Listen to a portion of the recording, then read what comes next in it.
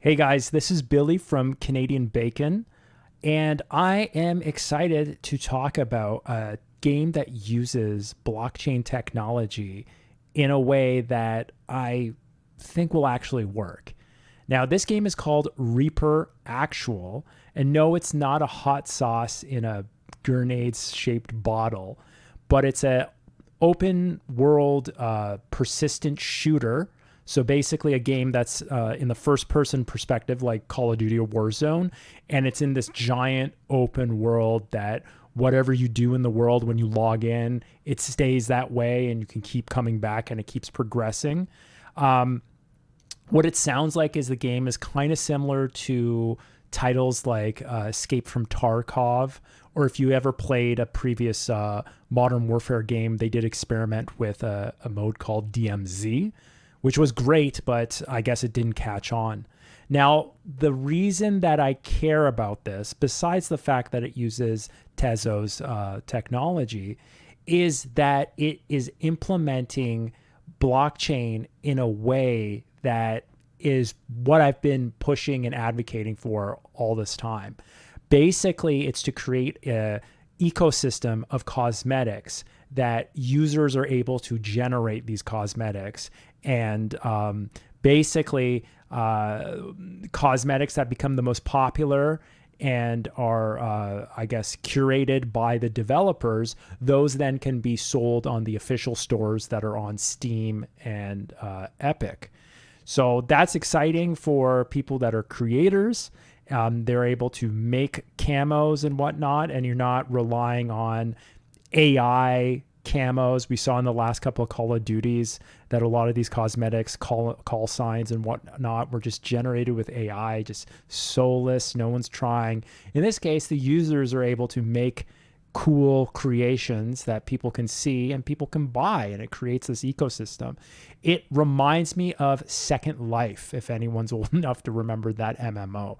The other big thing about this game is it's pretty much, it has a really good pedigree of leadership. So the leadership of this game, it's basically creators of the Sony entertainment online entertainment. What was it called? Yeah, Sony Online Entertainment. These are folks that they've created some of the largest OG MMO franchises, such as EverQuest, The Matrix Online, Planet Side, as well as Star Wars Galaxies. So they know what they're doing. They know what they're doing. And that makes it really exciting to see this game get developed and how things play out. Now, I hope they follow through with this user-made ecosystem using Tezos. I'm going to show you guys a clip of a developer who was streaming the game and discussing it. And I hope that they do this a bit more. There's more. And the reason why I'm making this video is to get more exposure.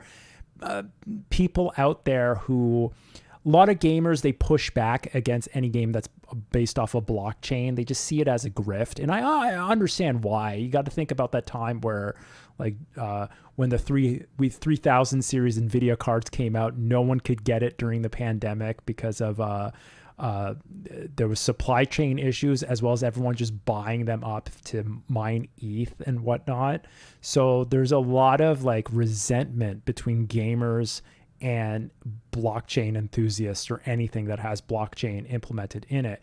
So that's why it's really important to get that messaging out there to explain, well, there's a purpose to this. There's an actual function that we can enjoy. It's not like when you buy a skin in Call of Duty, you can't really transfer that skin to someone else and sell it on any sort of secondary market. It's tied to your account, and it's for most cases, it's tied to your game.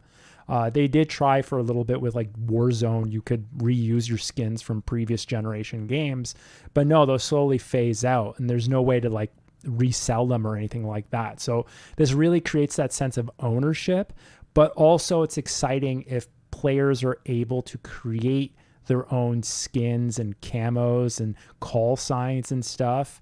and create some sort of like microeconomy with that using Tezos. That I think is awesome. And I think that is the right implementation of blockchain in games, especially these types of like AAA kinds of games. Anyways, let's watch this clip of the dev himself explaining some of this. And yeah, let's take a look. We want to be an open book about our development. We're coming out after 2 years of hard work only because, we're at the point now where we are excited to share it. There's also to let you know, let me just explain a little more on the Web3 elements, because I understand that Web3 isn't everybody's cup of tea. Well, on Steam and Epic, you'll never even see it. I mean, nothing. There's no sneaky backdoor ways of taking stuff out. It is straight up. We don't allow trading of it, so you'll never see it. I understand some people hate crypto, but it's completely optional in a real way. This isn't some, we're going to change things later. That's not, no. Steam doesn't even allow it, and I respect them for that. Our investors understood from day one that we are making an awesome game, period. With some crypto elements, our goal there is to make this ecosystem outside of the game where players can buy and sell stuff that they've either made in the game or found in the game. But just like in Call of Duty, if you pick up a gun, it's only as good as the person who's playing it. And one person likes a sniper rifle, another person likes an SMG. Which is really important. It's really important that it's not pay to win. Because any game that has that kind of stuff, especially with like microtransactions and stuff, whenever you put pay to win, that just kills the game. Because you're going to have like one whale, someone who just buys this like OP weapon and then just ruins the experience for everyone else. And it's just whoever pays, and that usually just kills the player base. So that is excellent that they're addressing that. What is cool, though, is we'll allow people to build the same things we do. So things like gun skins. We want them to be able to build new actual new Reapers as well, including fully 3D model, the whole 9 yards. What we are going to be doing is giving away the tools that we use to make this stuff. And then we're going to let players sell that stuff to each other. And the best of the best stuff, we can include in the core game, which we will be, it'll be vanilla servers. And then community servers, they can either opt into being vanilla within a subset of rules, or they can actually just be straight community where you can do anything and anything goes. The really important thing, though, is that every single, anything graphical that users want to put into the game must go through us. We're not going to see any penises or swastikas happen on our watch. And we're focused on making sure that the kind of stuff that's put in is high quality. So, that's it for Web3. It's super straightforward, and it's really no different than being able to buy and sell stuff on the Steam community market. So I think it's really important for them to communicate this, especially as he says, he recognizes the fact that there's a lot of negativity, especially from the gaming press, especially from gamers, towards anything to do with blockchain. And even for me, so I follow, one of my favorite gaming journalists is Jeff Gertzman, and I follow him. I love his content. I've been following him since GameSpot, and then Giant Bomb. And he was even like at the beginning cautiously excited. He was excited about the people who worked on Planet Side. That was a Sony Online Entertainment game. Was similar vein, as in like this big multiplayer first-person shooter in this big persistent MMO world. But as soon as he heard about blockchain, he didn't have anything good to say about that. And that kind of like broke my heart. That's why I think it's very important for the devs to communicate how they're going to implement blockchain and how it's not a pay to win situation, and talk about this this user generated cosmetics, because that stuff's awesome.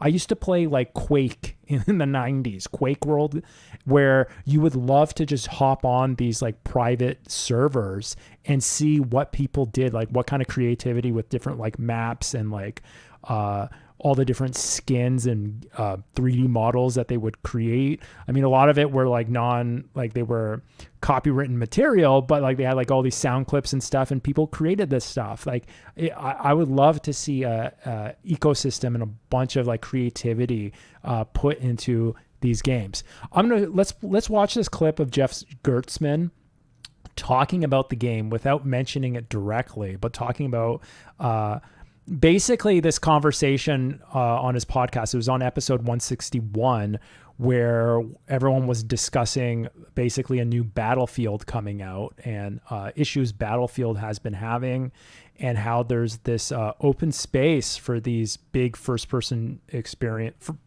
shooters with like open world persistentness, and there hasn't been anything like PlanetSide. But unfortunately, he talks about how it's a blockchain game, and that's kind of been off-putting. So let's watch this clip. There is a right size to that type of experience. I really liked PlanetSide. PlanetSide was really crazy. It wasn't always the best game. I don't think that PlanetSide was always like an amazing video game. I don't think the shooting was mind-blowing in that game. In fact, the shooting was kind of fucked up because it was a large-scale network game in an era where that was barely possible. And so, that part of it was not always great. But the scope and the feel and the concept behind PlanetSide, in terms of like, holy shit, there are so many players that can be online at a time, and we're rolling across this battlefield, and the three factions, and this faction rolls up and flanks us, and this, like, all this stuff is happening all live, 24 hours a day, one server. Like, that was a crazy thing that I don't think you can do anymore. A couple of the minds, a few of the names behind PlanetSide are working on a new game, and they're trying to evoke that lineage. It is a military themed game. It is not a space sci-fi anything. It is but they are trying to bill it as like an MMO type thing, but also it is fucking on the fucking blockchain, and they're going to issue a token, and so you just look at it and go like, all right, you guys are,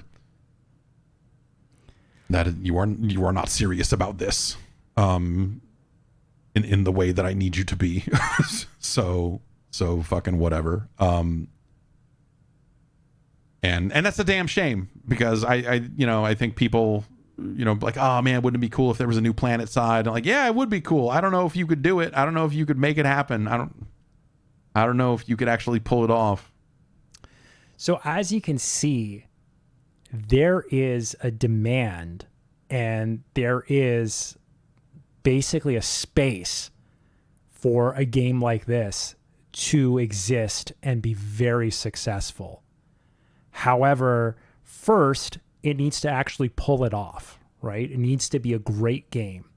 It needs to be a great game, and it needs to do what it's trying to do. It needs to be able to execute it right.